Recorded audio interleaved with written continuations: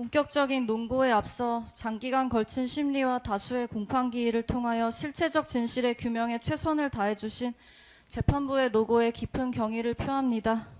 아울러 이 사건 수사와 재판을 엄중한 시선으로 지켜봐 주신 국민 여러분들께도 감사의 말씀 드립니다.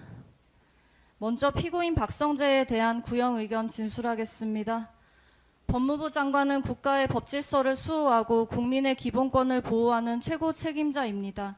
이와 같은 권한은 오직 헌법과 법률의 테두리 안에서만 행사되어야 하며 그래야만 정당성을 가질 수 있습니다. 그러나 피고인은 윤석열이 비상계엄의 허울을 쓰고 내란을 일으킨 2024년 12월 3일 밤 자신에게 부여된 막중한 권한을 헌법 수호에 사용하지 않았습니다. 도리어 윤석열의 비상계엄을 수단으로 한 범죄가 성공할 수 있도록 적극적으로 부안회동하면서 내란을 정당화하고 절차적으로 뒷받침하는 데 앞장섰습니다. 윤석열이 이른바 2분 국무회의를 마치고 비상계엄 선포를 위해 나간 뒤 참석자 명단을 적고 서명을 받아야 한다고 가장 먼저 말한 사람이 바로 피고인입니다. 이날 국무회의는 법정 요건을 갖추지 못했음은 물론 윤석열의 비상계엄 선포가 헌법적 법률적 요건을 철저히 결여한 불법적 행위임을 인지하고 있던 피고인은 그럼에도 사후적으로 합법의 외양을 갖추어 국민을 기망할 수 있도록 법기술적 아이디어를 제공하였습니다.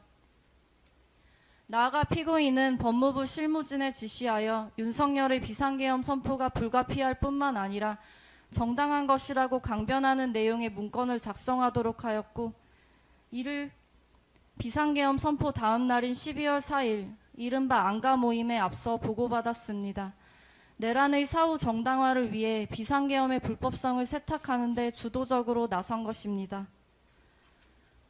둘째, 성공한 내란을 위하여 반대 저항 세력을 탄압할 인적 물적 기반을 준비하였습니다. 피고인은 이른바 2분 국무회의가 끝나자 신속히 과천 법무부 청사로 이동하는 차량 안에서 출국 금지팀을 비상대기하도록 지시하는 등 윤석열의 지시사항을 조치하면서 간부회의를 소집하였습니다. 그 자리에서 피고인은 전국 교정시설의 수용 여력을 파악하고 곧 꾸려질 합동수사본부의 검사 파견을 검토하도록 하였습니다.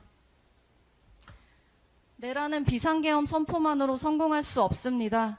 저항하는 반대 세력의 물리적 격리와 사법 시스템을 통한 처리가 필수적으로 뒷받침되어야 합니다. 격리를 위해서는 도피를 차단하고 체포하여 수용하고 수사와 공소 제기를 위해서는 전문 인력 지원이 필요합니다.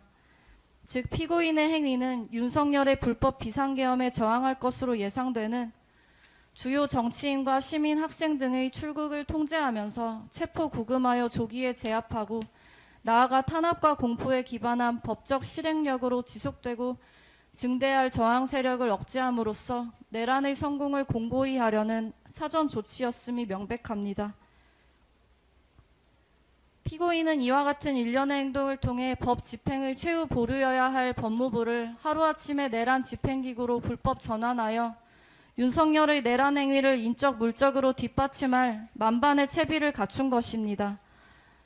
또한 법무부 수장의 권한을 남용하여 국민에게 봉사하고 인권 보호에 충실해야 할 법무부 소속 공무원들을 불법적인 내란 행위에 강제로 동원한 용서받을 수 없는 범죄 행위를 저지른 것입니다. 셋째, 분별력을 잃고 대통령 부인의 부정한 청탁을 거리낌 없이 수용하고 실행하였습니다. 법무부 장관을 흔히 법 집행의 최후 보루라고 말합니다. 그렇기 때문에 법무부 장관은 일반 국민은 물론 여타 어느 공직자보다 더 엄격하게 법을 준수해야 할 법적 도의적 책임이 있습니다. 그러나 피고인은 검찰총장이 대통령 부인 김건희에 대한 수사팀 구성을 지시한 2024년 5월 3일 직후 5월 5일 김건희로부터 텔레그램으로 지시성 청탁 메시지를 받고 그에 따라 수사 상황을 점검하였습니다. 피고인은 2024년 5월 1일 신임검사 인관식에서 검찰은 국민 위에 군림하는 기관이 아니고 특정 인물이나 단체를 위해 일하는 기관도 아닙니다라고 말한 바 있습니다. 그러나 정작 피고인은 특정 인물의 사적 이해관계를 위해 법 집행 권한을 자의적으로 행사하였습니다. 김건희로부터 지시성 청탁 메시지를 수신한 7일 후 5월 13일 인사 시기가 아님에도 검찰청법에 따른 검찰총장과의 협의도 없이 김건희를 수사하고 있는 서울중앙지검 지휘부를 교체하는 인사를 단행하고 교체된 지휘부는 검찰총장의 사전보고도 없이 검찰총장의 명령에 반하는 방식으로 김건희를 조사한 후 무혐의 처리함으로써 결국 김건희가 의도한 수사 결과가 도출되도록 한 것입니다. 일반 국민은 물론 하위 공직자라 해도 이런 행동은 엄두조차 낼 수 없습니다. 그런데 법 집행의 최고 감독자라는 피고인이 앞장서 관련 법률을 위반하고 외풍을 막아준 것이 아니라 오히려 검찰과 후배 검사들에게 태풍이 되어 검찰 기능을 파괴한 것입니다. 대통령 부인은 대통령이 아닙니다. 사인에 불과합니다. 당연히 법무부 장관에게 사사로이 연락해 지시하거나 부탁할 법적 권한이 있을 리 없고 법무부 장관 또한 응할 의무가 없습니다. 그러므로 피고인이 저지른 일련의 행위는 소통이 아니라 적극적인 권력형 유착이라고 보는 것이 타당합니다. 이는 피고인이 후배 검사들에게 하던 언행과 달리 공적인 법 집행의 기준을 사적인 인연이나 권력의 향배에 따라 자의적으로 운용해왔음을 여실히 보여주는 징표입니다. 윤석열의 내란에 대한 피고인의 적극적인 가담행위 또한 그 연장선에 있다고 봐야 합니다. 넷째, 피고인은 위헌 위법한 행동에 대한 반성은커녕 갖은 거짓말로 국민을 속이고 있습니다. 피고인은 2024년 1월 윤석열에 의해 법무부 장관에 지명된 뒤 다음과 같은 소감을 밝혔습니다. 임명된다면 국민의 신뢰를 받을 수 있는 공정한 법 집행과 국민의 생활 안전, 인권 보호에 최선을 다하겠습니다. 피고인은 법무부 장관 취임사에서 법무부 본연의 임무가 법과 원칙에 따른 법치주의의 실현이라고 역설하였습니다. 법치주의는 국가의 모든 권력 작용이 국민의 뜻을 반영한 헌법과 법률에 따라 이루어져야 한다는 것입니다. 권력자의 자의적이고 독단적인 권한 행사는 허용될 수 없습니다. 우리는 모두 헌법 아래에 있다라는 찰스 휴즈 전 미국 연방대법원장의 말처럼 국민이 선출한 대통령이라 해도 헌법과 법률 위에 있을 수 없고 있어서도 안 됩니다. 이것이 법치주의의 본질입니다. 그 법치주의 실현의 최전선에서 가장 막중한 책임을 부여받은 사람이 바로 법무부 장관입니다. 피고인은 법무부 장관으로서 윤석열이 정치적 반대 세력을 척결하고 국회 무력화를 위해 계엄을 선포하겠다고 말하는 현장에 임해 있었습니다. 검사 경력 26년을 자랑하는 노련한 법조인으로서 윤석열로부터 설명받은 계엄의 사유가 어떤 헌법적 법률적 근거도 갖추지 못했다는 사실을 몰랐을 리 없습니다. 피고인은 대통령을 만류했다라고 주장합니다. 그것이 진심이었다면 피고인은 윤석열의 면전에서 장관직을 사퇴하거나 국무회의가 산회한 뒤 비상계엄의 불법 부당성을 공표했어야 합니다. 법무부 장관은 헌정질서 문란행위가 발생했을 때 이를 저지해야 할 법적인 책무가 있기 때문입니다. 피고인에게는 그럴 시간과 기회가 충분히 있었습니다. 대통령 집무실에서 조태열이 강하게 반대할 때 피고인을 비롯한 누구도 이에 동조하거나 부응하지 않았습니다. 반대할 의사가 있었다면 조태열에 의탁하여 반대하는 태도를 보였을 것입니다.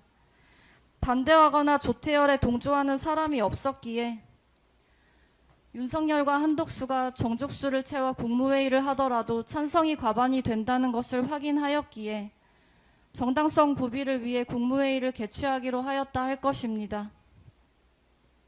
피고인은 대접견실에 대기하면서 최상목과 조태열이 강하게 반대하는 의견을 윤석열에게 개진할 때 어떠한 동조나 부응하는 태도를 보인 사실이 없고 오히려 최상목과 조태열의 반대 발언에 비아냥대며 경제와 외교가 걱정이 되는 모양입니다라고 말하기까지 합니다. 그리고 도착하여 자신의 옆에 앉은 송미령에게 반대하는 발언을 하도록 제안하는 등 반대를 위해 어떠한 행동도 하지 않았습니다. 오히려 윤석열의 지시를 충실히 메모까지 합니다. 피고인은 법무부 장관 취임사에서 검사들이 검사 선서를 다시 읽고 검사의 직에 나서며 약속했던 마음을 되돌아볼 필요가 있다라면서 저는 오래전부터 공직자는 투철한 사명감과 전문성을 바탕으로 사안을 꿰뚫어 볼 수 있는 통찰력과 옳은 내용을 설득하고 추진할 줄 아는 용기를 갖추어야 한다고 생각해왔다라고 강조한 바 있습니다. 피고인이 새삼 강조한 검사 선서에는 다음과 같은 내용이 있습니다. 공익의 대표자로서 정의와 인권을 바로 세우고 범죄로부터 내 이웃과 공동체를 지키라는 막중한 사명을 부여받은 것입니다. 법무부의 영문 표기가 Ministry of Justice, 정의부라는 사실을 피고인도 잘 알고 있을 것입니다. 그래서 후배 검사들에게 검사 선서를 다시 읽어보라고 각별히 당부하였을 것입니다. 그러나 정작 자신은 윤석열의 내란 범죄를 목도하고도 눈을 질끈 감은 채 한 배를 탔습니다. 정의와 인권, 공동체를 지키라는 막중한 사명 같은 것은 피고인의 안중에 없었던 것입니다. 피고인은 국무회의가 끝나기 무섭게 과천 법무부 청사로 곧장 달려가 심야 간부회의를 소집하고 내란의 구체적 실행을 뒷받침할 만반의 준비 태세를 갖추라고 조목조목 지시하였습니다. 12월 3일 밤 피고인은 누구보다 적극적으로 비상계엄 후속 조치에 발벗고 나선 것입니다. 법무부 장관으로서 위헌 위법한 비상계엄을 수단으로 한 범죄 행위를 직접 목도한 후 지휘 감독 대상인 검찰총장과 세 차례에 걸쳐 통화하면서도 범죄 대응을 지시하지 않았습니다. 그들이 부인할 뿐 윤석열로부터 받은 지시를 이행하기 위한 통화였음이 자명합니다. 검찰총장은 12월 5일 비상계엄에 대한 수사 개시를 공표합니다. 12월 3일과 12월 5일의 차이는 비상계엄을 수단으로 한 내란이 실패했느냐 밖에 없습니다. 그러므로 계엄 선포를 적극 만류했다는 피고인의 주장은 표리부동이나 언행 불일치, 이중성이나 책임 회피를 넘어 국민의 신뢰와 기대를 정면으로 배신한 범죄 행위일 따름입니다. 우리 국민은 암울한 현대사를 통해 국가 권력을 무력으로 찬탈한 권위주의 정부가 실질적인 민주주의를 파괴하면서도 법의 외피만 빌려 독재를 민주정인 양 정당화한 사례를 익히 보아 잘 알고 있습니다. 그때마다 이를 정당화하고 국민을 속인 노련한 법 기술자들이 있었음은 주지의 사실입니다. 피고인도 윤석열의 내란 과정에서 충실한 집행관이 되기를 자청하였습니다. 피고인이 실행에 옮긴 일련의 행위는 윤석열의 내란 범죄에 합법의 가면을 씌워주기 위한 대국민 기망행위입니다.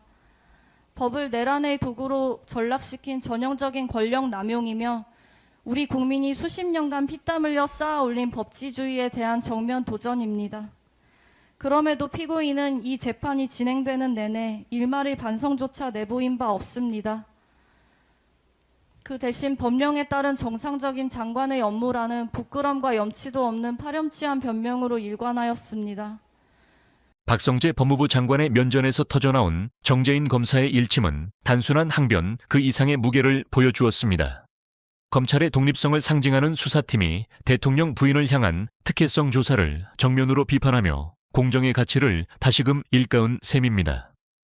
성격 없는 수사를 외치던 검찰 내부에서조차 대통령 부인은 대통령이 아니다 라는 서슬 퍼런 팩트 폭격이 쏟아졌다는 사실은 시사하는 바가 매우 큽니다. 결국 정의의 저울은 누구에게나 평등해야 한다는 점을 현직 검사가 몸소 증명해 보인 것 아니겠습니까? 국민이 지켜보는 가운데 권력의 입맛에 맞춘 수사가 과연 어디까지 지속될 수 있을지 의구심이 드는 대목입니다. 진실을 밝히려는 내부의 목소리가 터져나온 지금 법과 원칙이 제대로 서 있는지 우리 모두가 끝까지 감시해야만 합니다. 이 영상에 좋아요와 댓글 달아주시면 더 많은 사람들이 이 영상을 볼 수 있습니다.